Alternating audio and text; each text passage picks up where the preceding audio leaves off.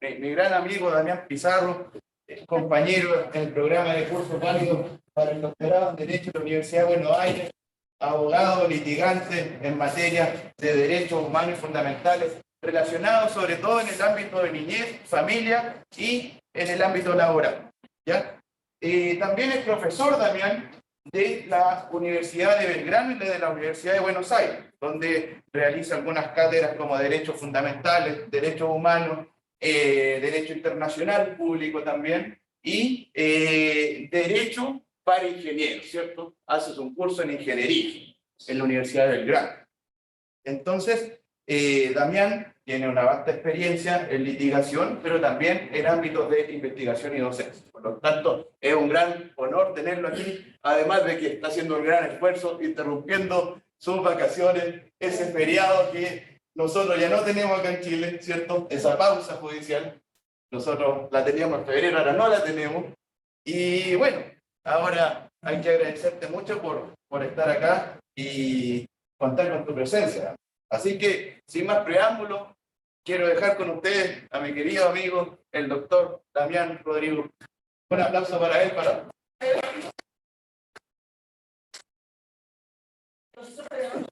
Estoy grabando, sí. Estoy grabando.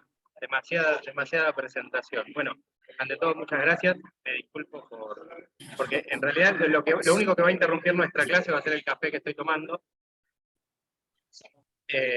No voy a comer, no se preocupen, pero para nosotros, para los abogados en Buenos Aires, tomar café es la bebida, se puede decir, es el agua para los corredores, o para los ciclistas, o las bebidas isotónicas, bueno, para nosotros es el café. Debe ser el tema de la cafeína y el movimiento de las neuronas y demás. Bueno, desde ya agradezco todo, las presentaciones siempre son excesivas, pero trataré de aportar algo útil para lo que están aprendiendo o para los que estamos y seguimos aprendiendo. Hoy me invitó Ulises para hablar sobre algo que hablamos con él seguido, que es la problemática en la que nos enfrentamos. Y esas problemáticas muchas veces tienen que ver con lo que es la persuasión o la argumentación y tal vez el fracaso en la persuasión. ¿Por qué? Porque se nos enseña muchísimo sobre argumentación jurídica. Hay libros y libros, hay opiniones sobre Robert Alexis, sobre argumentación jurídica, muy lindas que las vamos a recordar ahora que nos van a servir, pero lo cierto es que a la hora de enfrentarnos ante los tribunales, y más ante los supremos tribunales, ¿no? Que serían las cámaras de apelaciones, o la Suprema Corte, o lo que sea, lamentablemente nos chocamos con la cruel realidad, ¿no? Lo que diría la teoría crítica del derecho, el verdadero derecho. Porque si no nos quedamos como en el estudio del positivismo y pareciera como que en realidad el derecho es otro. No es lo que la norma dice que es, sino lo que los tribunales parece que dicen que es. Es una problemática muy interesante que los invito a ver los diarios de Argentina y van a ver que la problemática del activismo judicial y de la opinión de los jueces y de lo que dicen los jueces de la política o lo que opinan los jueces o la Suprema Corte o la Corte Suprema sobre ciertas, por ejemplo, instituciones públicas, es casi como una cosa juzgada. Bueno, y eso es como que valida un poco, ¿no? Entonces, en un país donde la teoría pura del derecho llevó mucho tiempo, enriqueció durante mucho tiempo, bueno, la teoría crítica, por decirlo de alguna manera, o la idea de la teoría crítica parece como que fue ganando más que nada el terreno de lo real, ¿no? La teoría Bien. real del derecho. Sí. También, disculpa que te interrumpa, que creo que tenemos una acople, ¿cierto? Sí, creo que hay que silenciar acá, ¿cierto?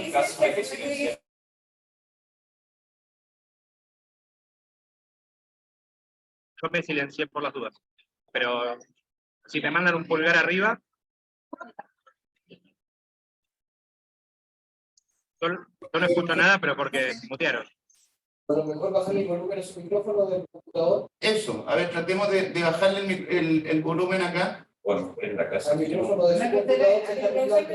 Es que subirse que él está Pero tiene que compartir audio. Compartir audio. A ver, tratemos de hacerlo así, Damián. ¿Cierto? El volumen en la sala, me dice. Avanzado. El volumen en la sala, no se escucha acá. Yo creo que solo debe bajar el volumen en la sala. Intentémoslo de esa forma. Damián, ahora sí. Bueno, probamos. Ah, 1, 2, 3. muy bien. No puedo hacer nada con el ruido de acá porque es un horario un horario muy particular, y más en la zona balnearia en la que estoy. Si bajamos el volumen de sala, nos escuchamos acá. Y si le baja su volumen a su PC, Claro, es que el volumen de sala. Sí. No, está bien.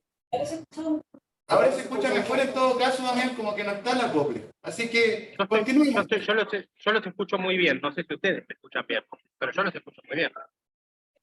Sí, ahora está mejor, Damián. Sí, ahí vamos revisando en todo caso. Ya no hay acople, dicen en la casa. Ya, ahora sí. Continuemos, Damián. Bueno, no, un poco lo que les decía recién es que lo que tenemos nosotros en todo esto, es decir, es, bueno, ciertas veces es un choque con la realidad, ¿no? Hay veces que nos encontramos como que lo que nos dicen que el derecho es, bueno, y esto mismo pasa con el tema de la argumentación, ¿no? Cuando nosotros analizamos qué es la argumentación, bueno, lo vemos desde el punto de vista de técnico.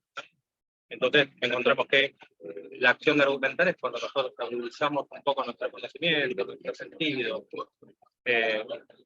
nuestras habilidades, y a través de lo que dicen los poetas, ¿sí? O lo que dicen los conocedores del derecho, los técnicos, ¿no? A la hora de crear documentación jurídica, bueno, efectivamente agudizamos esa habilidad y argumentamos.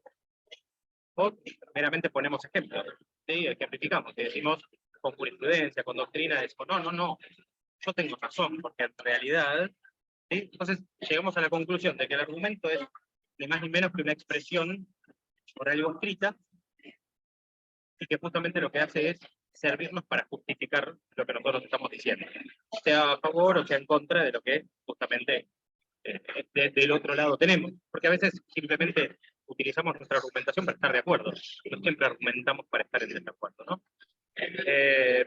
Sino a veces es para simplemente asentar que nosotros tenemos razón.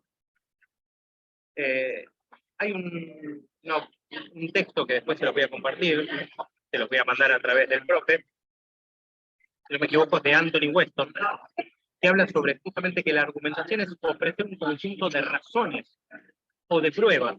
Y ahí aparece la cuestión no jurídica nuestra, ¿no? De siempre estar hablando de medios probatorios, siempre hablar de pruebas, ¿no? Pero no porque obviamente sea un capricho, sino porque el derecho que siempre se presumió como, o se autopresumió, ¿no? Se autodetentó como una ciencia, decir, bueno, si el derecho es una ciencia, bueno, necesita pruebas, ¿no? Para fundamentar. Necesita pruebas para argumentar, necesita pruebas para probar lo que está diciendo. Entonces, efectivamente, para probar eso necesitamos medios probatorios. Entonces, cuando nosotros iniciamos una demanda, cuando contestamos una demanda, lo que hacemos es valernos de medios probatorios, que lo que van a hacer es justamente apoyar nuestro argumento, apoyar nuestra justificación, y el juzgador lo justiprecia, justamente lo que va a hacer es darnos la razón y vamos a ganar el juicio o a simplemente no perderlo. Todo esto, por decirlo de alguna manera, en la teoría, bueno, parece bastante simple, ¿no? De hecho, cuando uno lo lee en los códigos procesales, presenta una demanda, el juez da, por decir, su primer resolución, eso se notifica, después se contesta, ¿no? Se valoran esas pruebas, se llama a una audiencia, se intenta conciliar, si se puede conciliar bien, se termina el juicio, si no se puede conciliar, bueno, se abre ese periodo probatorio, después se abre, por ejemplo, un proceso o un periodo para presentar alegaciones, lo que llamamos alegatos, y otra vez, ¿no? Argumentamos sobre lo argumentado, y después lo que hacemos es esperar una sentencia, y esperamos que obviamente esa sentencia sea favorable. Hasta ahí parece que todos los procesos científicos, por de alguna manera, o hasta un proceso administrativo, pareciera que son todos iguales, ¿no? Cuando aparece la argumentación jurídica, ¿sí? Y ahí es, por ejemplo, nos metemos con lo que decíamos de Robert Alexis. Robert Alexis dice que la argumentación jurídica es el lenguaje del derecho resultante de la aplicación de reglas y principios de la solución de conflictos prácticos que la sociedad se plantea en el ámbito del derecho. ¿Sí? Bueno, ahí aparece ya una solución, aparece una idea de algo conflictual, ¿no? Hay un conflicto ya y es necesario plantear argumentos para resolver ese conflicto. Bueno, la sociedad tiene muchos conflictos y efectivamente lo que tenemos que intentar es ir reduciendo esos conflictos.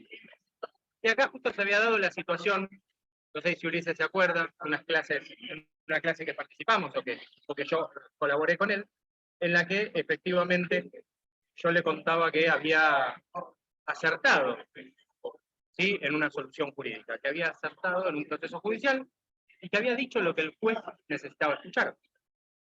Bien, entonces él justamente se refirió a la argumentación. Y dijo, bueno, seguramente él muy respetuoso dijo, bueno, muy bien, Damián, estaba bien argumentado. Yo le dije, ¿sabés que no, Ulises? Porque yo he argumentado muy bien otras veces y me han dado la razón, pero esta vez me la dieron. Entonces le leí justamente una parte donde el juzgado, en este caso, me daba la razón, pero que en otra situación muy similar, decía que yo no lo había logrado persuadir. Y ahí, no sé si te acordás, Ulises, de ese momento, ¿sí? Ulises asiente, así que se acuerda, donde dijimos, ahí está la clave. Esa es, entonces, tal vez años y años de estudiar argumentación jurídica, de hecho, las carreras acá en la facultad de Derecho tienen la materia que se llama argumentación jurídica, ¿sí? Normalmente es una materia que llamamos materia de puntos, ¿no? Una materia orientada, ¿sí?, para aquellos que ya están en la etapa final de la carrera, ¿no? Pero justamente cuando se habla de persuasión, se habla de capacidad, ¿no? Hablo en el sentido lato de la palabra, ¿no? Persuasión es la capacidad que tienen algunas personas, ¿sí?, o hasta hablan de compañías o empresas, de influir en el comportamiento de otras personas. O sea que en realidad lo que yo estoy haciendo es que otra persona haga lo que en realidad no iba a hacer, o que opine lo que no iba a opinar, y que gracias a que yo lo persuadí, sí, efectivamente, logré que cambie de opinión, ¿no? Ulises no me iba a invitar a esta clase, yo le dije, no, Ulises, mirá, tengo para hablar de esto, y lo otro, lo persuadí, le hice cambiar de idea. Ulises iba a invitar a otra persona que sabía más que yo, que era más simpático que yo, más elegante, o más linda, o más lindo, ¿bien? Y efectivamente le cambié la opinión. ¿Por qué? Porque justo yo lo que dije fue persuadir. No le argumenté, yo no le dije, che, Ulises, yo soy el mejor de todos. Le dije, mira, Ulises, me parece que este tema estaría bueno. Y él me dijo, justo le iba a invitar a fulana de tal, pero ahora que vos me dijiste esto, te voy a invitar a vos. Entonces yo dije, buenísimo. Porque esto es lo que yo le quiero contar a los alumnos. Pero está bien, es un ejemplo. No fue así, no fue así, pero es un ejemplo, es un ejemplo. Acuérdense que estamos hablando de ejemplos. Igual capaz que sí invitó a otra persona y no me lo contó y le dijo que no, entonces me invitó a mí. Puedo ser la segunda opción. No sería la primera vez que soy la segunda, la tercera o la cuarta opción. Es lo que en el boliche, en los boliches llamamos las 5 de la mañana. Cuando ya no somos ni la tercera, ni la cuarta, ni la quinta opción. Pero bueno, entonces, un ejemplo de esto lo encontramos en el derecho del consumidor, ¿sí? Pero no en el derecho propiamente, sino en las empresas, ¿sí? Cuando hablamos de que, por ejemplo, una publicidad, ¿sí?, una publicidad, algo meramente atractivo, comercial, ¿no?, con un fin de lucro notorio, nos atrae y nos hace comprar un producto que no necesitamos. ¿Sí? Algo que pasaba cuando, o sea, aquí se llama Sprayet, no sé si Sprayet está en Chile también, es esos que aparecen en los programas de la televisión, cuando terminan todos los programas y le dicen, compre esto ahora, llame ya, y demás. Ya, sí. TV Compras, claro, exactamente, ahora es TV Compras. Y efectivamente, ¿no? Digo, normalmente uno compra en TV Compras cosas que hasta ese momento podía vivir sin eso. Bien, o sea, ¿para qué queremos esa sartén que uno puede cocinar un vaso de plástico si no vamos a cocinar un vaso de plástico? O sea, ninguno de nosotros va a comer un vaso de plástico. ¿Para qué necesitamos, no? Y de hecho, hay tal vez en cosas no tan agradables, pero por ejemplo aquí, una marca de toallitas femeninas, de apósitos femeninos, que cambió la publicidad. Por ejemplo, aquí las publicidades de apósitos femeninos normalmente, perdón por el comentario, pero utilizaban un líquido azul. Y hubo una empresa que dijo que en realidad lo que hacía ese líquido azul era... Escucho a Jorge Moena, no sé si me escuchan a mí.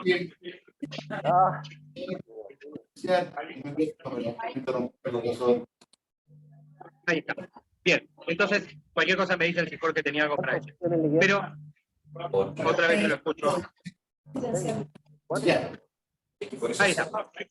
Entonces, lo que les decía. Entonces, esta empresa, esta publicidad, lo que dijo es que si nosotros utilizábamos por ejemplo, un color que no representaba a las mujeres, efectivamente lo que estábamos haciendo era generar un efecto contrario, era esconder la realidad, bien que, por ejemplo, en este caso refería a la menstruación femenina.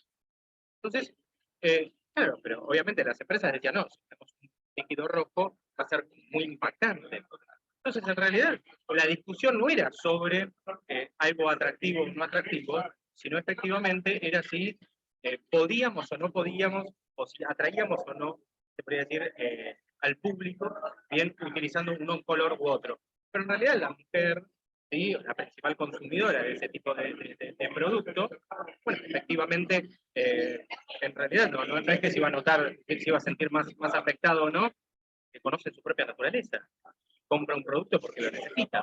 Bien, entonces tal vez la satirización o la utilización distinta de un producto no siempre es atractivo. Bien, repito, mostrarnos una sartén que cocina en un vaso de plástico, tal vez no nos persuade de comprar la sartén. Tal vez nos habla sobre la durabilidad o sobre la facilidad después de limpiarla. Pero bueno, ahora tal vez cualquiera de nosotros lo que hace es googlear ese producto y dice, che, se raya con facilidad, o produce este problema, o hace esto o lo otro. Entonces, efectivamente, tenemos otros mecanismos, en este caso de consumo, bien, para tal vez saber un poquito más sobre ese producto. Pero bueno, entonces volvemos otra vez a persuasión. Entonces, hay muchos ejemplos bien de persuasión, ¿no? De hecho, hay películas, ¿sí? Películas que refieren sobre... A mí me gustan mucho las películas donde el personaje es persuasivo, ¿bien? Porque justamente me imagino que tendrá que ver con por eso elegí la abogacía, ¿no? Pero digo, me gusta mucho cuando el personaje lo que hace es persuadir a los demás de que funcionen, que actúen de otra manera. Por ejemplo, la serie Doctor House fue mi serie favorita, o es mi serie favorita, obviamente ya la veo ahora en repeticiones, pero digo, Doctor House siempre fue para mí la mejor serie, porque justamente se trata sobre eso, bien, mismo hasta sobre los procedimientos médicos. Bien, el actor principal lo que hacía también era intentar persuadir al paciente para que acepte un proceso médico que muchas veces era casi hasta riesgoso, estamos hablando de un 50/50 o 50/50 o un 70/30, ¿bien? O hasta un 90/10 de mortalidad. Pero él le decía, no, el 10% de probabilidad es lo que te va a salvar. Y una persona que está en una situación así, que de alguna manera era persuadida para eso. Y bueno, la serie tenía que ver con esto. Y también cómo las personas que lo rodeaban a él terminaban cambiando de forma de ser y se terminaban tal vez convirtiendo en un ser como él.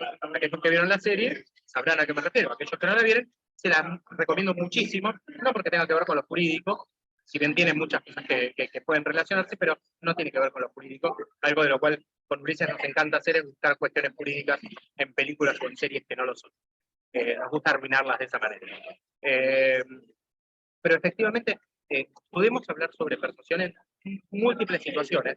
Bien, de hecho, que ustedes buscan, por ejemplo, no sé, la persuasión en la psicología, ¿sí? Y van a encontrar algo vinculado con la intención deliberada de una persona de modificar actitudes. Bien, o sea, cómo se podría decir, se lo ve casi hasta negativamente, ¿no? Es decir, yo persuadí a alguien, claro, yo lo que hice fue que el otro modifique su actitud, su creencia, bien, su forma de ser, ¿sí? Para llevarlo como para mi molino, ¿no? Llevarlo para mi opinión. En realidad, lo que yo puedo hacer a través de la persuasión es mostrarle una verdad no revelada hasta ese momento, hacerlo cambiar de opinión, pero desde el punto de vista positivo. Bien, algunos de los que están escuchándome ahora están diciendo, uy, ¿por qué yo vengo a esta clase a escuchar a un profesor de Buenos Aires? Y algunos se irán de esta clase diciendo, che, mirá qué bueno, es argentino, pero habló bien. O sea, había algo bueno en Argentina para escuchar, no solamente lo que se ve en televisión o los argentinos que van a trabajar a Chile y manchan la televisión chilena con chistes argentinos, sino que había algo argentino, había algo de Buenos Aires que estaba bien. Entonces, bueno, tiene que ver con eso. Tiene que ver con, tal vez muchas veces, cambiar la opinión, ¿no? Y eso nos vamos a encontrar en el ejercicio de la profesión, aquellos que ejercen la profesión de forma liberal, ¿no? Profesionalmente hablando, como abogados, les va a pasar. ¿Sí? Nos va a pasar y mucho. Muchas veces vamos a hacer, pero contestaciones de demanda o peticiones, pero espectaculares. Por ejemplo, aquí en Argentina, en el derecho laboral, que Ulises decía que yo trabajaba vinculado con el derecho laboral, sí, llevo juicios de derecho laboral. Obviamente hay estudios jurídicos especializados en derecho laboral en Argentina, como también lo hay en Chile y en cualquier parte del mundo. Pero, obviamente, tenemos muchos juicios de derecho laboral en nuestro estudio. ¿Qué pasa?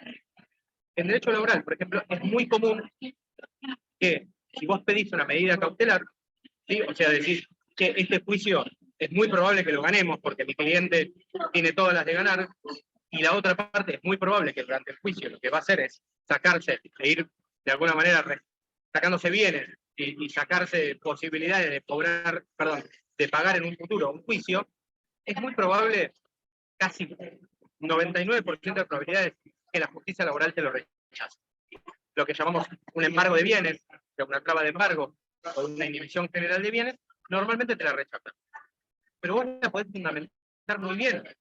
Es más, yo la fundamenté tan bien que le mostré a mi cliente, perdón, que le mostré que mi cliente había encontrado en internet que su empleador o ex empleadora estaba publicando sus bienes, vendiéndolos. Le dije, mire, le mostré, vendo fondo de comercio, vendo propiedad, vendo. Estaba, pero totalmente descapitalizando. O sea, no había manera de que de alguna manera, no sé qué otra forma había que demostrar. Y la justicia entendió que no había, ¿sí? Que no había conmovido, y esta era la palabra, Ulises, que no había conmovido su señoría. Yo, temáticamente, chicos y chicas están aquí presentes, hombres, mujeres, niños, niñas, lo primero que sentí fue, primero me reí, obviamente, ¿no? Porque dije, yo nunca me imaginé que este trabajo se dedicaba a conmover. Es más, normalmente yo me conmuevo. Tiene una madre con sus 3 hijos, con sus 2 hijos, y me dice que el padre de los menores le pasa una cuota alimentaria irrisoria extremadamente baja. Normalmente eso me conmueve, ¿sí? Negativamente desde ya, o cuando vienen por un proceso filiatorio, o sea, un padre, normalmente es un padre, ¿no? Pero puede ser una madre también, pero un padre que rechaza un derecho filiatorio, o sea, que rechaza anotarse o cumplir sus deberes como padre de una criatura. Entonces, ahí normalmente uno se conmueve por la situación que está viviendo, y que viene un niño o una niña que te dice, mi papá no me quiere reconocer. Eso nos conmueve, nos parte el alma, más cuando no es papá o mamá. Eso nos rompe el corazón. Pero nuestro trabajo es otro, bien, tal vez descorazonado, más frío, ¿sí? Como dice Arjona, ¿no? Los abogados saben poco de amor. Bueno, en realidad no es así, justamente. Los abogados sabemos muchísimo de amor, pero se nos pide que no lo tengamos al momento de hacer los escritos judiciales, porque si explicáramos todo con amor, perderíamos muchísimo, perderíamos muchos juicios justamente, y perderíamos mucho dinero. Hoy que vino un plomero a mi casa, me pidió muchísimo dinero por hacer un arreglo, lo primero que yo dije es, y después dicen que los abogados somos de esta manera u otra, mirá. Pero bueno, ahí BMH tiene prendido el micrófono. Pero bueno, un poco lo que les estaba diciendo. Entonces, ciertamente este deber jurídico que tenemos nosotros de argumentar, ¿sí? Tiene su correlato, tiene su compañero, amigo o amiga, que es la persuasión. O sea, el deber del abogado es abogar, ¿sí? O sea, argumentar. Bien, hasta ahí cumplimos con nuestro deber jurídico. El persuadir es el resultado, ¿no? La persuasión tendría que ser un deber, pero se puede decir es el medio por el cual nosotros vamos a obtener ese resultado. Bien, que es el juez o la jueza nos dé la razón. ¿Sí? Y ahora les voy a contar un casito muy chiquito, que es algo bastante simple. Yo tengo una clienta, ¿sí? Que su madre está fuera de sus capacidades. ¿Sí? Claramente es una persona que está con demencia senil, que no está capacitada para administrarse, y que por sobre todas las cosas tiene muchos problemas para poder llevar adelante una vida normal. ¿Sí? No solamente administrar sus bienes, sino también hasta, yo no sé, calentarse el agua para tomar un mate, bien, o tomarse un café o un té. Bien, que darle a esa persona la posibilidad de abrir la llave de gas puede llevar a un accidente que puede llevar muchas vidas. Entonces, lo que pasamos a analizar es si esa persona es capaz o no de autovalerse. Este juicio de autovalimiento de la persona, lo que justamente tiene por fin es que un juez determine si esa persona está capacitada o no. Entonces nosotros lo llamamos determinación de capacidad. Lo que hace unos años atrás se llamaba insania, como insanía, que por suerte le cambiaron el nombre, pero que es más o menos lo mismo. Porque en realidad el fin y el objeto jurídico la naturaleza jurídica del proceso es determinar si la persona es capaz o no es capaz. ¿Sí? Si tiene capacidad o discapacidad o incapacidad. Entonces, ¿y para qué es capaz o incapaz? Tal vez insanía, obviamente, estamos hablando de una persona que no es sana. ¿Sí? El término jurídico no está ni cerca, pero el proceso, por decirlo de alguna manera, es el mismo. ¿Sí? Lo que se busca tal vez hoy está un poco más humanizado. Las pericias, por ejemplo, se hacen por Zoom, o se hacen en medios, cuando de alguna manera hay niños, no se hacen en los juzgados, sino que se hacen en espacios que están de alguna manera más preparados y más humanizados y más personalizados, ¿sí? Y son un poco más agradables o tal vez menos fríos. En esta determinación de capacidad que les cuento, la persona deja de vivir en su casa durante el proceso y empieza a vivir en una residencia para adultos mayores, con cuidados obviamente especiales, a su condición. Pero mientras el proceso sigue. ¿Qué pasa? El proceso estaba ya en una etapa bastante avanzada. Faltaba la pericia, que comprobare lo que uno estaba diciendo, ¿sí? Lo que nosotros veníamos probando desde el año 2020-2021 hasta ahora, hasta finales de 2022. Y esta persona, como no tiene una residencia por su obra social, ¿sí? El régimen de obras sociales de Argentina es algo que a Ulises le gusta mucho, le interesa mucho y hemos hablado hasta el cansancio del tema. Por su obra social, por su trabajo, le tocaba ir a una ciudad que está del otro lado de la General Paz, o sea, que ya no está en la ciudad de Buenos Aires o en la capital federal, sino que está en la provincia de Buenos Aires, porque está en otro estado, está en otra provincia. Eso lo que hacía es que automáticamente el tribunal se pueda declarar incompetente. El Código Procesal lo dice. ¿Sí? O sea, efectivamente nos habían pegado una patada. Bien, nos habían dicho que se declaraban incompetentes. De alguna manera, la última hojita de parra que nos quedaba era el defensor. El defensor oficial de la justicia es aquella persona que puede, o mejor dicho, que defiende cuando hay menores o incapaces, y que además de lo que nosotros como familiares o como abogados de los familiares hacemos, piensa de alguna manera en ese interés superior que no estamos pensando las partes.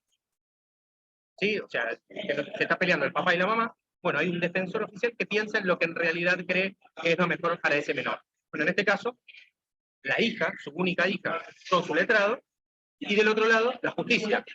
Bien, y la obra social o la prepaga, o lo que sea que esté del otro lado. Bueno, y en este caso, el defensor oficial, pensando que nos iba a dar la razón, y que obviamente el proceso estaba más que avanzado, dice, el código de procedimiento es totalmente claro, y efectivamente este proceso debe tramitar en otra jurisdicción. La verdad es que para nosotros fue un golpe muy bajo, porque era iniciar un proceso de nuevo. ¿Sí? Automáticamente era una declaración de incompetencia. Algo que en Argentina es bastante común. ¿Sí? Que la gente es incompetente en el sentido procesal y no procesal de la palabra. La justicia tiene esa posibilidad de decir soy incompetente y uno de alguna manera lo puede tomar por el lado que quiera. Entonces, en este caso, el juzgado se declaró incompetente. Y nosotros teníamos un par de días para poder apelar esto, Ulises y amigos y amigas. ¿Y apelarlo con qué? Porque la ley es bastante clara. ¿Y sabes con qué lo apelamos, Ulises? Con la razón. No solamente con la buena fe y todo, sino también con la razón. Es decir, que le estén trasladando, no significa, a ver, ¿ella cuántos bienes tiene? Uno, su casa. ¿Dónde queda su casa? En la Ciudad Autónoma de Buenos Aires. Su médico, ¿dónde vive? En la Ciudad de Buenos Aires. El consultorio de su médico, que lo atiende, que la va a ver al lugar, pero vuelve. ¿De dónde? De la Ciudad de Buenos Aires. ¿Su hija dónde vive? En la Ciudad de Buenos Aires. ¿El expediente dónde tramita? En la Ciudad de Buenos Aires. Su centro de vida, sus personas más queridas, su lugar de trabajo, donde ella trabajó durante 30, 40 años, como maestra, como profesora. ¿Dónde era? En la Ciudad de Buenos Aires.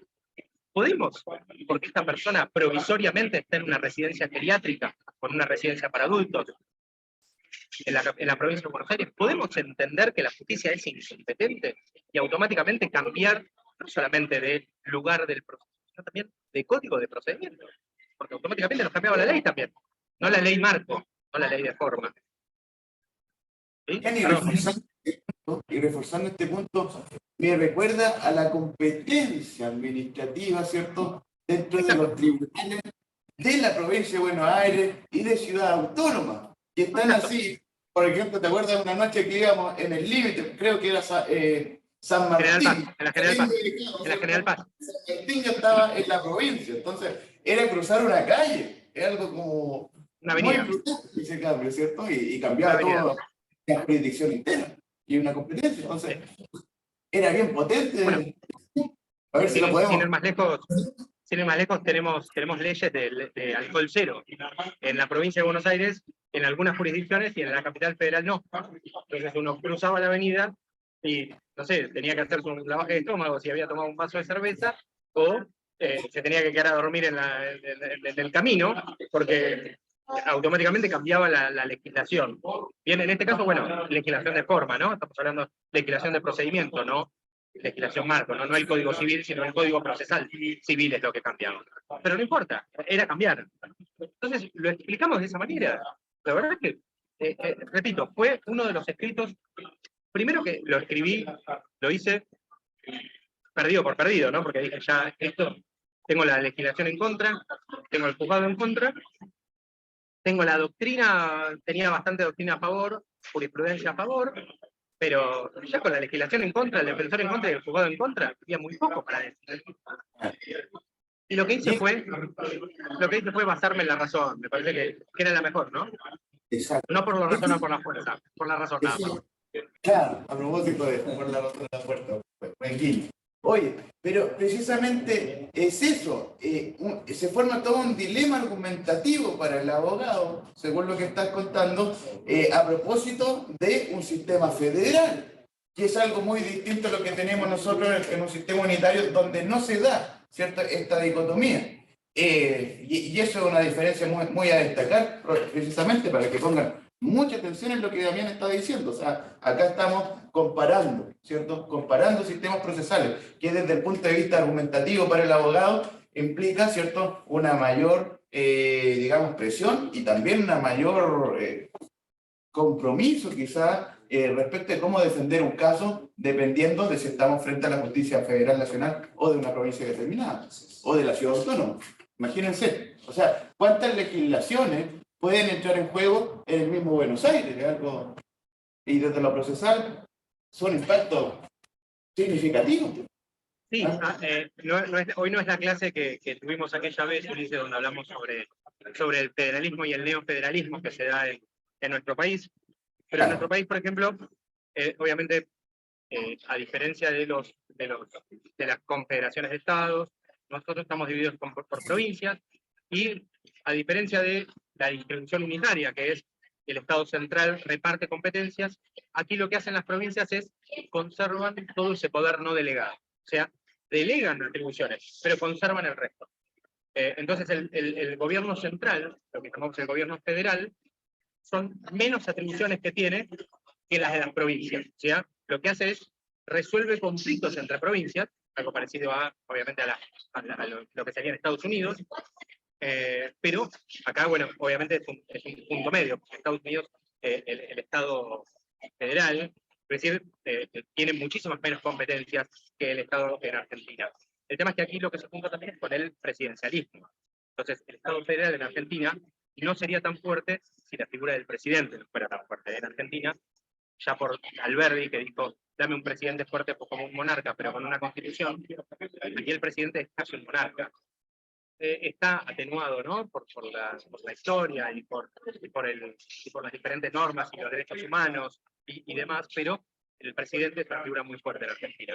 No digo por este presidente o por el anterior, pero digo, aquí un candidato a presidente tiene que tener una figura muy fuerte. Y no puede ser, rara vez va a surgir un presidente como el actual presidente de Chile, decir, desde los partidos de izquierda. Normalmente son personas que están en la política durante muchísimo tiempo, bien, y que son de los principales partidos del país. Lamentablemente, no desde ya, no estoy diciendo que sea algo favorable, no porque quiera o no quiera un presidente como el de Chile, sino porque lo que digo es que lamentablemente en Argentina los partidos son, o las facciones políticas siempre se dividen o están siempre trazadas por lo que llamamos nosotros la grieta, que es no solamente algo político, sino también es ideológico, histórico y económico, ¿no? Entonces las ideologías políticas un poco se dividen entre dos, y tal vez se hace ese bipartidismo que es por demás bastante incómodo, bastante molesto y bastante antidemocrático. Y por sobre todas las cosas contrario a la forma republicana de gobierno.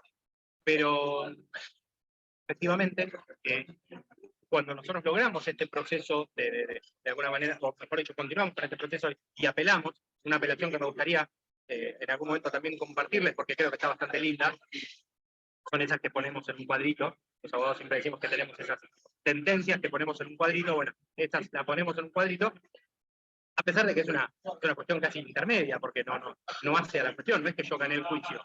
Lo que gané es no perder yo la posibilidad de trabajar en el juicio. ¿Por qué?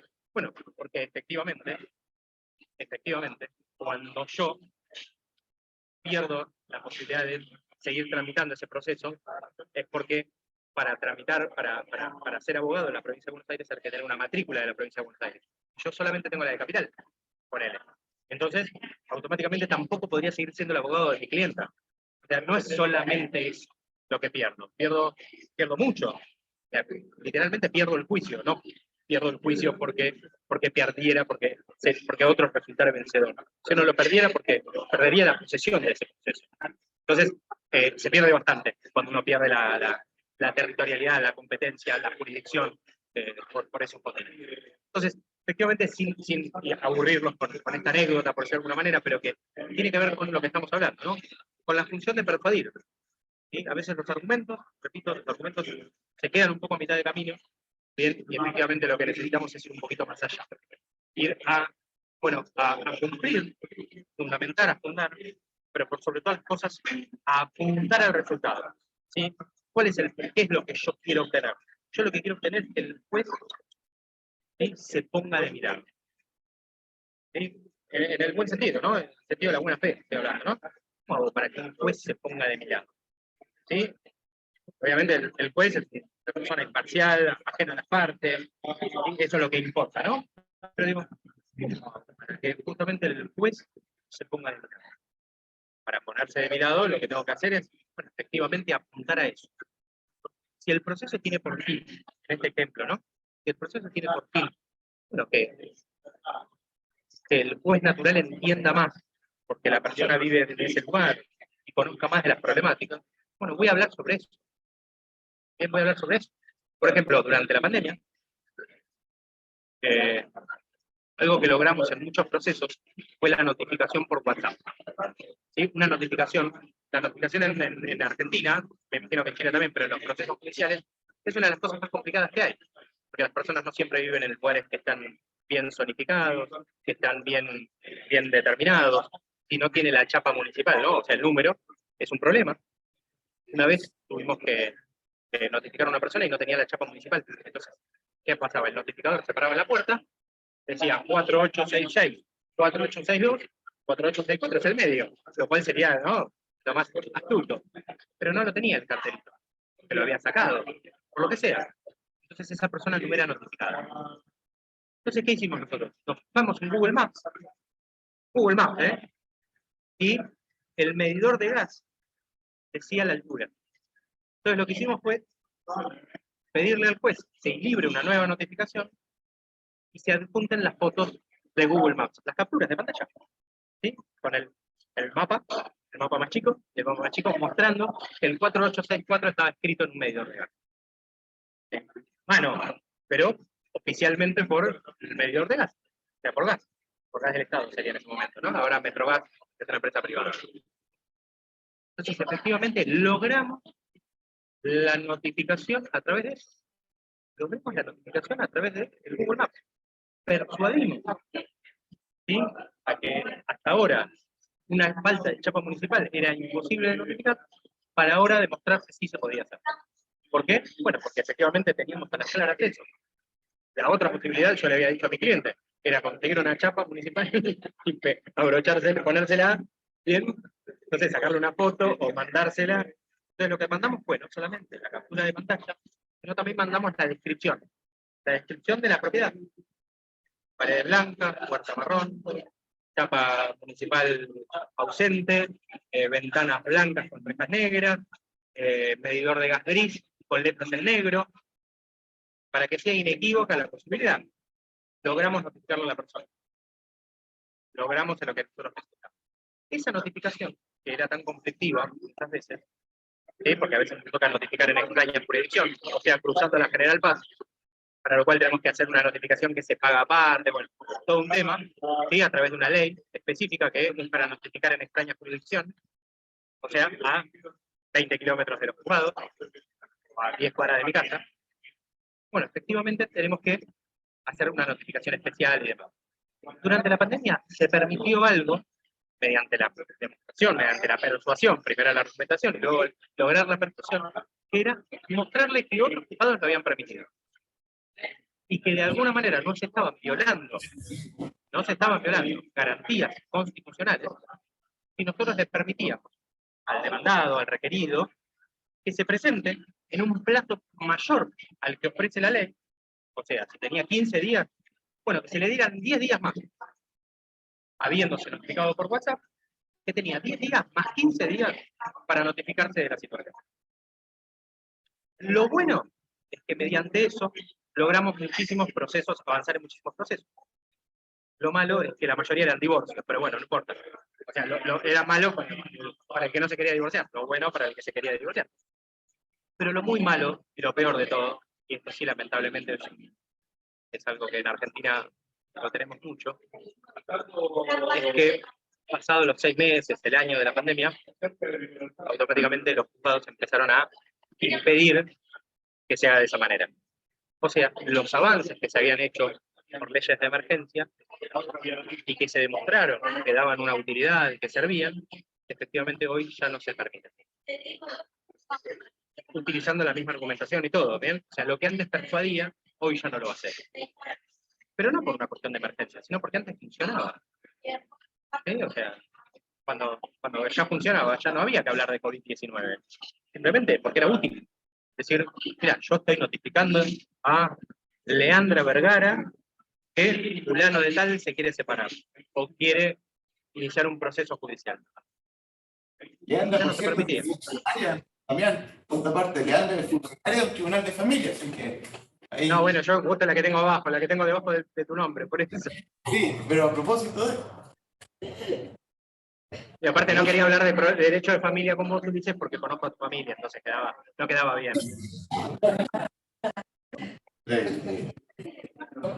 Pero bueno, lamentablemente lo que estaba bien hasta ese momento dejó de hacerse.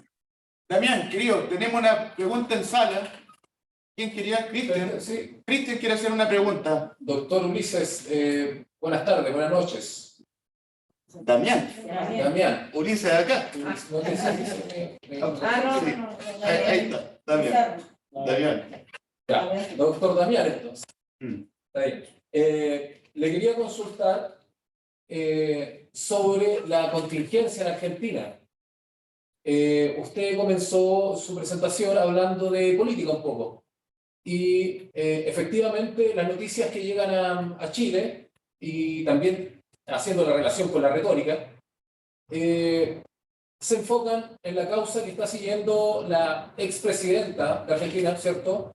Cristina, que según las noticias que llegan y todo lo que la información que nos está llegando, hace referencia a que ella, la verdad es que la que manda en Argentina en el régimen presidencial no es Alberto Fernández, políticamente, por el peso que tiene y por el respaldo que tiene en la población. Ahora ella bien está perseguida por diferentes causas. Y en su retórica, en su defensa, la presidenta Cristina aduce de que es un lawfare, una persecución política lo que le están haciendo. Y en uno de sus discursos ella emite frases como la historia ya me absolvió. Le dice a los jueces directamente, ya me absolvió y seguramente la historia ustedes los juzgará porque los jueces efectivamente están cumpliendo su función en Argentina, que es analizar las causas, las diferentes causas que tiene pendiente. El juicio de la obra pública, por ejemplo, terminó hace poco. y ella fue condenada a 6 años de presidio, y los argumentos del juicio aún no salen en Argentina, creo que salen en marzo, los argumentos reales, digamos, de peso. Así que, la pregunta sería, ¿qué opinión le merece a usted, doctor, las consecuencias que puede traer en la sociedad argentina que la defensa de Cristina también se haya involucrado el presidente? O sea, los poderes del Estado están siendo vulnerados en el fondo. La separación de poderes del Estado. Entonces, esa es la pregunta. ¿Qué consecuencias puede traer? Porque ella se defiende con el tema del lawfare, y eso evidentemente va a provocar una alteración del orden social por la cantidad de seguidores que tiene peronista. ¿Qué opinión le merecería a usted el tema de ocupar tanta retórica de Cristina y muchas veces poco basarse en las pruebas que presentó la Fiscalía, que son las pruebas técnicas? Esa sería mi pregunta. Gracias. Bien. No, por favor. Tenemos un colega en común, un profesor querido con Ulises, que siempre dice que cuando las preguntas son largas es porque no son preguntas, y efectivamente te voy a decir por qué. Porque has hecho una muy buena exposición de todo lo que sucede en referente a este tema, ¿no? Lo cual demuestra que estás muy empapado en el asunto. Y te voy a comentar algo de hoy, ¿no? Hoy 18 de enero de 2023. Hoy, 18 de enero de 2023, en Argentina se habla de 3 cosas. Una, de que hace un mes que la Argentina ganó la Copa del Mundo, que es tal vez lo más lindo que nos podía pasar a muchos desde que nacimos. Otra cosa es el asesinato de un joven que se llamaba Fernando Báez Sosa, que fue golpeado, brutalmente asesinado por un grupo supuestamente, ¿no?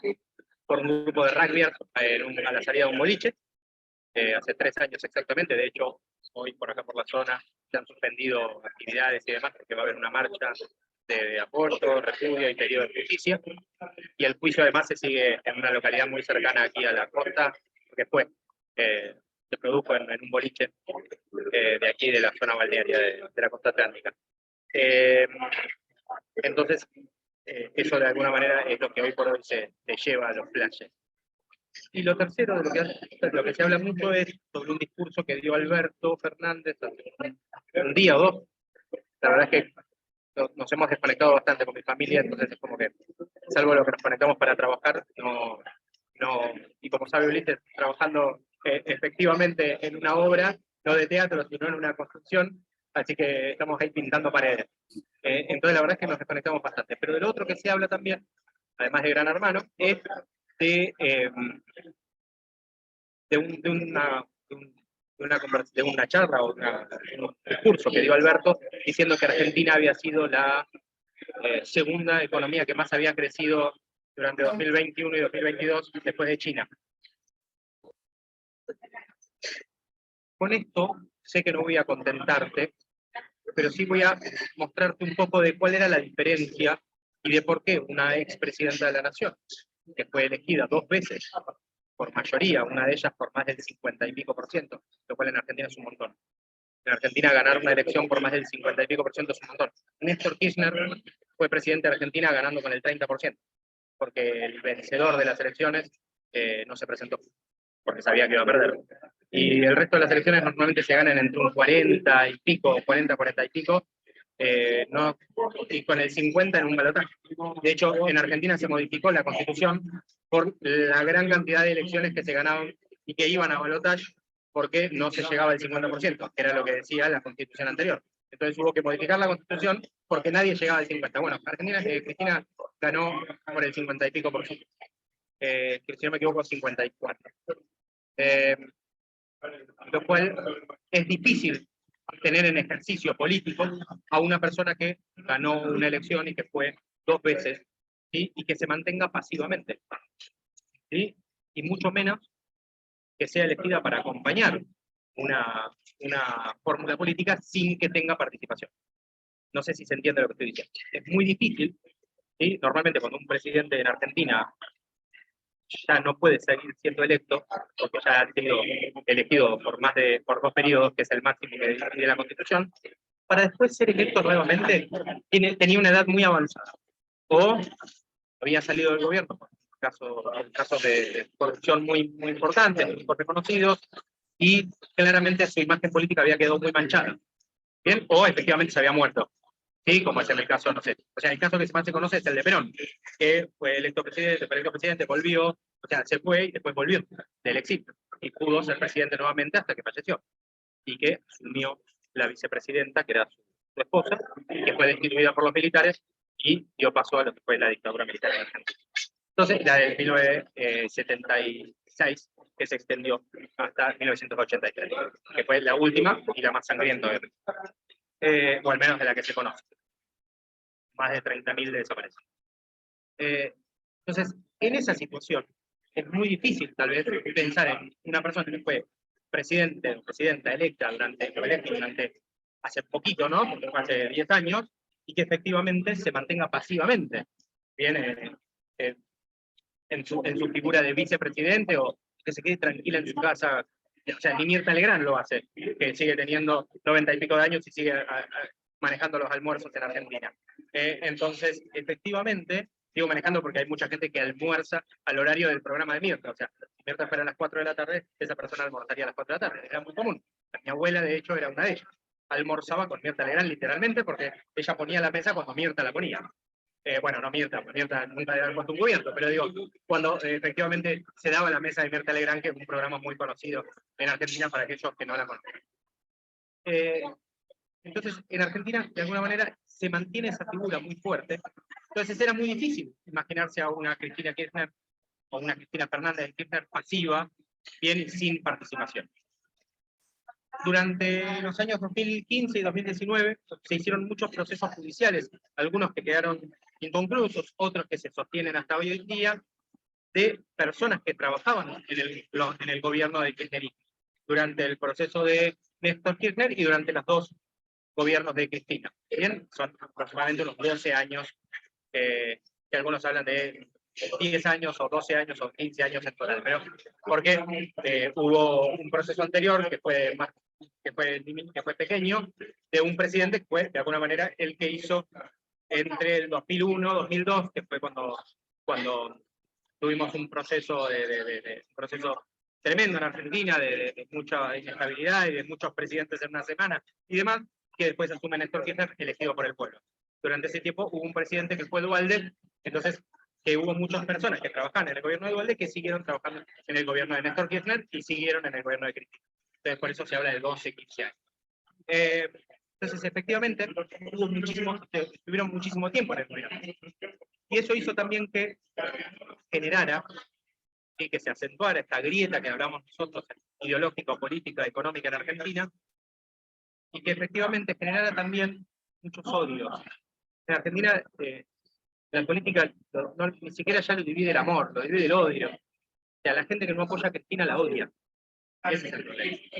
Esto no lo estoy diciendo, ya lo digo con dolor, ¿no? Porque es la misma sociedad que se divide.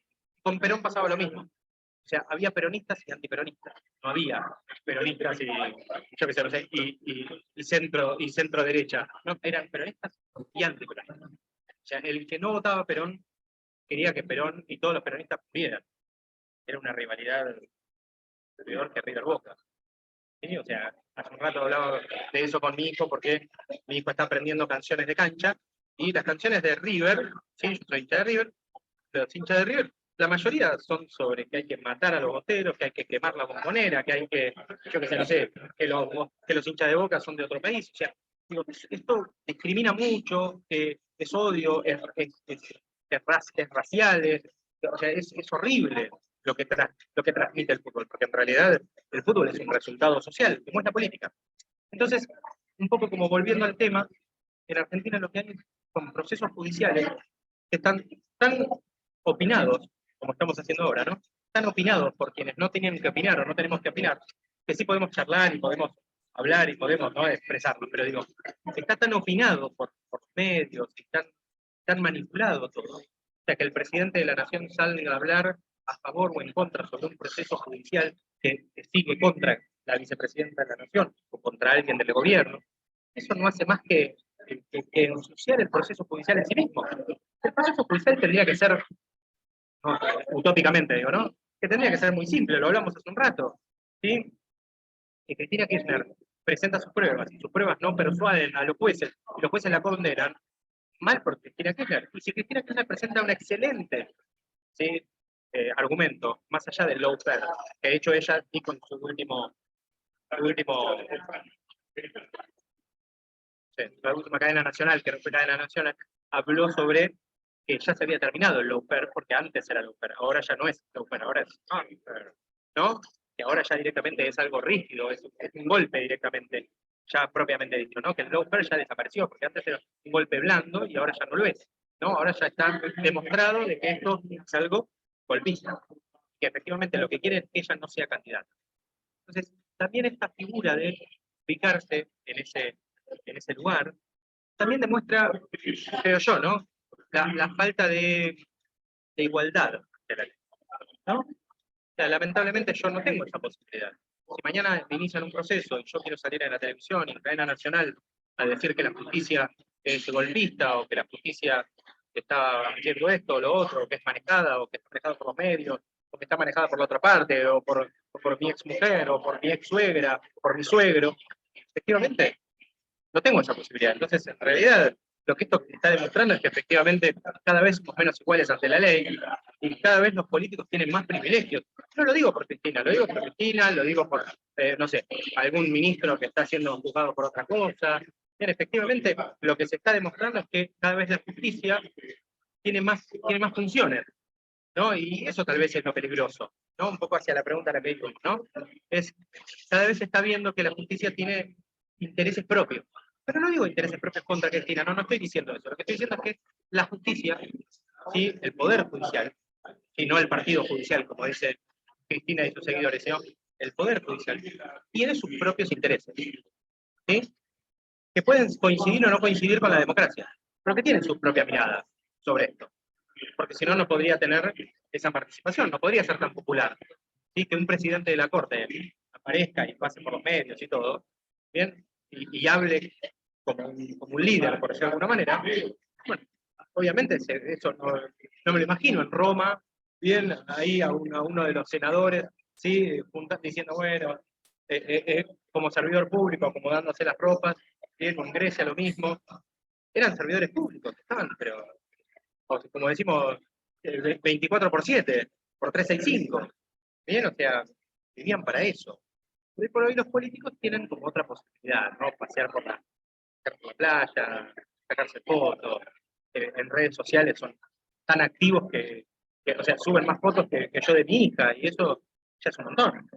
Bien, entonces es como que lo que se está viendo es como mucho privilegio político, mucho privilegio judicial, y eso yo creo que creo que eso es lo que más genera tal vez caldo político público, ¿no? O sea, lo que estamos cansados, los que estamos de a pie, es un poco de esto, ¿no?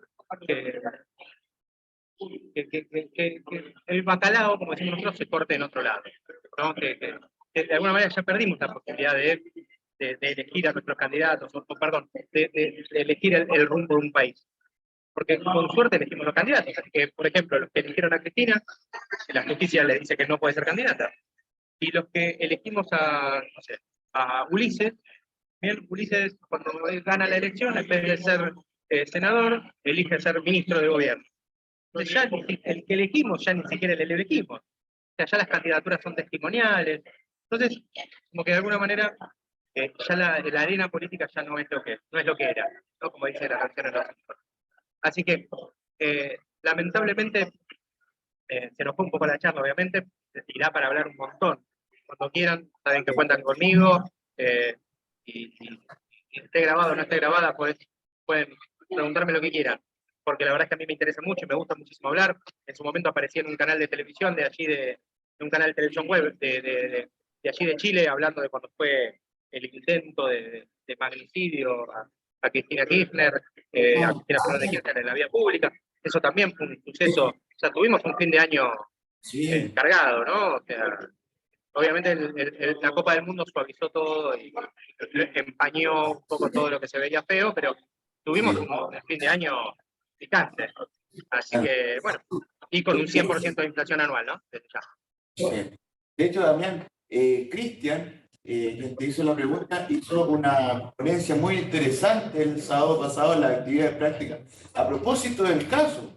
Y es porque el caso, no tan solo en Chile, sino que a nivel latinoamericano, preocupa, ¿cierto? Es objeto de análisis y precisamente recordemos, ¿cierto? La última vez que estuvimos juntos en una actividad como esta, fue el día después donde a Cristina Kirchner le hacen este atentado y era un ambiente muy convulso en Argentina, como se aporta, ¿cierto? Prácticamente de un golpe de Estado, ¿cierto? Y a propósito de este último punto que señalaste, cómo a veces, ¿cierto? Desde la justicia aparecen ciertas personalidades que después asumen un rol político. Recordemos Sergio Moro con Bolsonaro, por ejemplo, ¿cierto? Ahí hubo una figura que desde la justicia pasa a la política a estar dentro de un ministerio. O en Perú, ¿cierto? El Tribunal Electoral peruano en las últimas elecciones invalidó muchas candidaturas, ¿cierto? Más toda la contingencia de tener a casi todos los expresidentes presos. Entonces, a nivel latinoamericano vemos que hay problemas bastante graves y eso sin duda preocupa dentro del contexto y está siendo estudiado también en este curso, por supuesto. ¿Ah? Profesor, Cuénteme, Luis, no será otra cosa. cuénteme, a ver. A ver, poniéndome medio turba para pensar. O sea, si yo tengo o llevo la justicia a un presidente y después aparezco. Perdón, Luis, ¿podría hablar más? Es que no se nos escucha y parece. Luis. Al micrófono. También escucha a Luis, Ah, que tiene una interesante acotación. Más o menos. A ver, Luis, si puede sentarse un poquito más acá o pararse acá para que también, como usted le acomode, para que, porque está muy bueno el alcance que está haciendo Luis a este debate. Y este curso precisamente se trata de argumentar, y tal como ha pasado en otras clases acá, Luis tiene una interesante acotación. Luis, por favor. Buenas tardes también.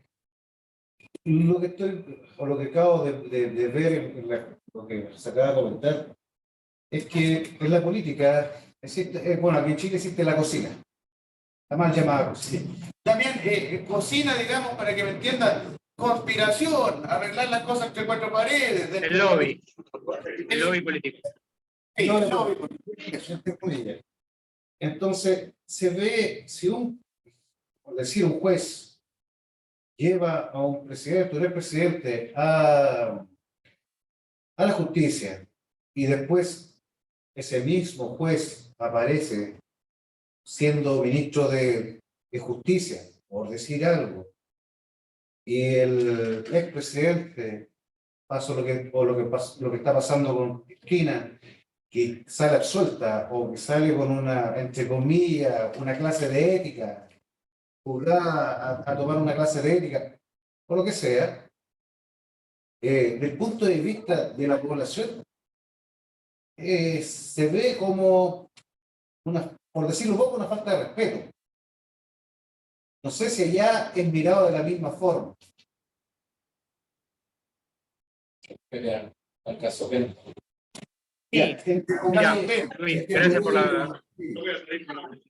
Tú ubicas Gracias. también de lo que pasó en el caso Penta en Chile, u otros casos donde la política se ve enfrascada en escándalos muy grandes de corrupción a propósito de algunas entidades, ¿cierto?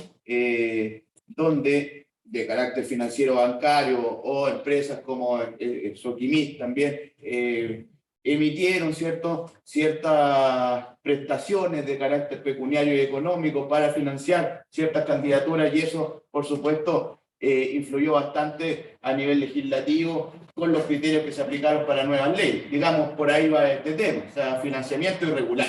Financiamiento irregular, de eso estamos hablando en resumidas cuentas.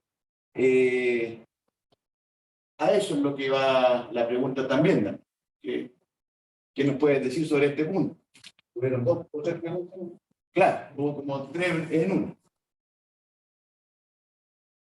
Sí, a ver, respecto a lo que tiene que ver con la opinión pública, a ver, acá hay que, está como todo muy caldeado o muy mezclado también por esto. En principio, la situación económica en Argentina es muy mala, muy mala. Hay una crisis económica financiera que nos traza hace muchísimo tiempo, pero particularmente en estos tiempos, nos traza como les dije, con un aumento en el valor de las cosas de mínimamente un 100% en un año. Estamos hablando de una inflación de un 100% anual. Un montón. ¿Sí? O sea, por menos que eso, en Chile al presidente lo sacan a escobazo. En Brasil, ni te digo, en Brasil no hay Lula que se salve de esto. Pero, ¿qué pasa? Cuando uno ve los salarios y los sueldos, nosotros en Argentina siempre decimos una frase que dice, los precios suben, perdón, los precios suben por escalera mecánica y los sueldos por escalera. ¿Por ejemplo? Porque, por ejemplo, en Argentina, la canasta básica está atada a los precios del consumo, a los precios que se manejan normalmente de todas las cosas. En cambio, los salarios, ¿sí?, se manejan por acuerdo. Bien, entonces un salario mínimo vital y móvil, que es el salario que una persona tendría que recibir para poder, por ejemplo, subsistir, lejos de eso, no le alcanza para mantenerse siquiera a sí mismo, probablemente. En cambio, un sueldo o los sueldos políticos están muy por encima de las 10 canastas básicas, o de los 10 sueldos básicos, perdón, sueldos mínimos vitales. Entonces, ¿qué pasa? Hay en Argentina cierto cansancio, cierto hartazgo, pero también hay una frase que en Argentina se decía mucho, voy a tratar de decirla bien porque a veces la digo mal, que dice, vas de Argentina un año y volvés, te das cuenta que cambió un montón. Pero si te vas por 10 años te das cuenta que no cambió nada. Creo que era algo así la frase. ¿Por qué? Porque efectivamente, si yo hoy se despertara a mi padre de nuevo y le digo, papi, no sabes, salimos campeón del mundo, me va a decir, sí, yo lo he vivido 2 veces, bueno, está bien. Pero hay una inflación. ¿De cuánto? 100%. También yo tuve 200%. La hiperinflación de 1989. Ah, bueno, está bien. Pero, yo qué sé, no sé. Hay un vicepresidente que parece que lo quieren meter preso. Sí, sí, Damián, yo también lo pasé. Che, ¿sabés qué? Me parece que... Che, y los militares, no, por suerte los militares no hicieron nada todavía. Pero parece que Estados Unidos está metido en esto. Ah, sí, olvídate. Eso en el 83, en el 77, en esto, en esto. O sea, efectivamente en Argentina, y yo esto una vez hablé sobre crisis económica en Brasil, o sea, sobre crisis económica en Argentina, para un canal en Brasil, en el año 2015, si no me equivoco, 2015 o 2016, recién había asumido Mauricio Macri como presidente de la Nación, así que poco podía decir de los cambios políticos o de cambios económicos, porque era muy reciente, pero lo que tenía para decir era lo mismo de siempre. Los argentinos y argentinas nacimos, vivimos y morimos en crisis. Por consiguiente, la crisis es parte de nuestra vida. De hecho, yo tengo un libro de cabecera que es Crisis, y existe de verdad, se llama Crisis, que justamente tiene que ver con esto, tiene que ver con poner en crisis nuestras cosas, nuestras situaciones, nuestra vida, es parte de la propia vida. No digo que esto sea algo sano, probablemente los argentinos tenemos una expectativa de vida de los 70 años justamente por eso, y tal vez, no sé, en Noruega viven hasta los 90, hasta los 100, porque justamente no tienen esta vida de crisis. Pero bueno, lo que pasa es esto. Bien, lo que nos pasa a nosotros como sudamericanos y como argentinos, es que justamente vivimos todo el tiempo en este conflicto. Entonces, si yo prendo la televisión, acá justamente en este bar están dando fútbol, ¿no? Cada 2x3 te muestran imágenes del fútbol español, del fútbol italiano, del fútbol griego, del fútbol argentino muy poco porque todavía no empezó el torneo, y te muestran imágenes de la Copa del Mundo, de esto, de otro. Bien, así que no están pasando malas noticias. O no están pasando noticias de lo que está pasando en Argentina en este momento. Pero cada tanto se ponen. Bueno, a tal jugador River no lo pudo retener porque el sueldo era en dólares. ¿Qué significa que sea en dólares? ¿Que el dólar sale tanto? No, para el argentino significa que no sabemos cuánto está el dólar. Y yo le pregunto a cualquiera de ustedes que venga a la Argentina o que busque por internet cuánto sale el dólar en Argentina, le va a decir y esto acá Ulises no me deja mentir, porque cuando él vino seguramente se enfrentó a eso, ¿bien? Que decía, el valor del dólar en Argentina, ¿sí?, varía. ¿Por qué? Porque uno tiene el dólar oficial, tiene el dólar blue, tiene, que sería el dólar negro, ¿no? Tiene el dólar informal, el dólar del mercado que de alguna manera no es el legal. Después tiene el dólar bolsa, después, que es el que se utiliza justamente en los mercados cambiarios. Después tiene el dólar contado con liqui. Después tiene el dólar con... En Argentina, el gran problema. Sí, con esto no me quiero seguirles robando tiempo porque son las 20:48 y por eso me paso de las 20:45 se enoja. Pero ciertamente el gran problema que hay en Argentina es la inseguridad en todo sentido. Sí, la inseguridad, los asaltos, robos y demás, obviamente eso también. Pero el gran problema es la inseguridad jurídica, la inseguridad política, la inseguridad económica, la inseguridad financiera. El problema en Argentina es que no sabemos, en todo sentido. ¿Sí? O sea, si René Descartes viviera en Argentina en estos años, sería la duda de que Descartes sería, no sé, creo que la duda sería su propia vida. Justamente él decía, con lo que no sé, lo único que sé, que no sé nada, eso es Argentina. En Argentina lo único que sé, que no sé nada. ¿Sí? Entonces, si vos me decís a mí, ¿cuál es la sensación en Argentina respecto al juicio contra Cristina? La verdad es que la respuesta es no sé, pero no porque yo no sé. Yo puedo tener una opinión, pero en realidad es porque en Argentina te dan la sentencia de Cristina, pero los argumentos tenés que esperar 3 meses. Cuando salgan los argumentos, después tenés el periodo de apelación. O sea, que ponerle que Cristina va presa, hay que esperar hasta dentro de 3, 4, 5, 6 años para que ella vaya presa, 4, 5, 6 años, que después no va a ir presa, o que sí va a ir presa, o que después va a ser mayor, entonces va a pedir la posibilidad de quedarse en su casa, porque va a ser demasiado vieja para ir para ir a prisión. Entonces, en realidad, la culpabilidad, la prisión, la no prisión, por eso iba esto de la inseguridad de no saber uno en dónde está, en qué espacio. Yo ahora me fijo acá en el Google, ¿no? Me dice, se lo voy a compartir a Ulises para que lo sepa, me va a decir que yo estoy más o menos a tantas cuadras de tal lado, tantas cuadras del otro, ¿sí? Más o menos el Google me dice que tengo una precisión de 17 metros, o sea que estoy más o menos 17 metros. Estoy acá. ¿Sí? No me fui de acá.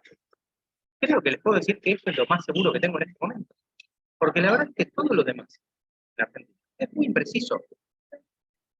Está bien, hay gente que viene a la Argentina y dice que eso es fascinante.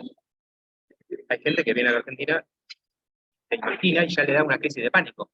Vivir en una situación donde todo es tan inseguro, donde no sabes si ahora voy a comprar algo y me sale 1000. Voy mañana y me sale 1010. Y voy pasado y me sale 1030. Y le digo, che, ¿sabes que yo traje 1000? Y me dice, no te preocupes, 30 me los das otro día. O te los perdono, o te los regalo. Porque ya los 30 no valían nada. ¿Sí? O sea, lo que antes valían los centavos, si ibas a comprar algo, hoy, el otro día, voy a comprar algo y me dice, es 560. Digo, che, tengo 550. No, nada, anda tranquilo. Me regaló 10 pesos. Lo que cuando yo era chico 10 pesos era un montón. Hoy es un caramelo. Con 10 pesos, mi mamá nos mantenía una semana probablemente. Hoy es un caramelo. Entonces, imagínense vivir en esa sensación, ¿sí? En esa situación. La verdad es que nosotros estamos acostumbrados, pero bueno.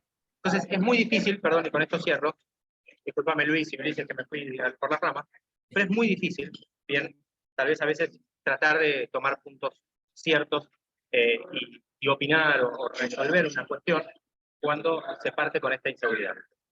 Cuando vos hoy cobras un juicio, la sentencia la terminás cobrando dentro de un año, donde la plata ya no te alcanza, porque antes era 500.000 pesos, y dentro de un año, obviamente ya es muchísimo menos, entonces tenés que esperar un cálculo de intereses. Entonces capaz que en vez de 500 cobras 2 millones, pero ya los 2 millones no son los mismos. La empresa quebró en ese año, o sea, es tremendo. Pero bueno, vivimos de esa manera y es hermoso. Es hermoso, es mi lugar en el mundo, pero tiene su precio. Gracias. Muchas gracias a ti, Damián. Un aplauso.